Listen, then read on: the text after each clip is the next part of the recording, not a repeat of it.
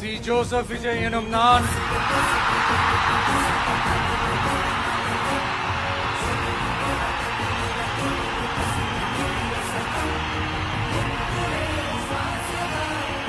சட்டப்படி அமைக்கப்பெற்ற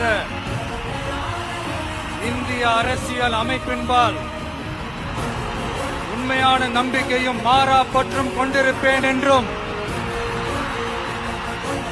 இந்திய நாட்டின் ஒப்பில்லாத முழு முதல் ஆட்சியையும் ஒருமையையும் நிலைநிறுத்துவேன் என்றும்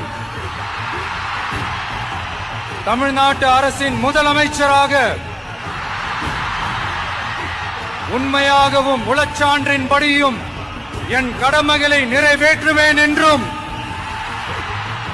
அரசியல் அமைப்பிற்கும் சட்டத்திற்கும் இணங்க அச்சமும் ஒருதலை சார்பும் இன்றி விருப்பு வெறுப்பை விலக்கி பலதரப்பட்ட மக்கள் அனைவருக்கும் நேர்மையானதை செய்வேன் என்றும் ஆண்டவன் மீது ஆணையிட்டு உறுதிமொழிகிறேன்.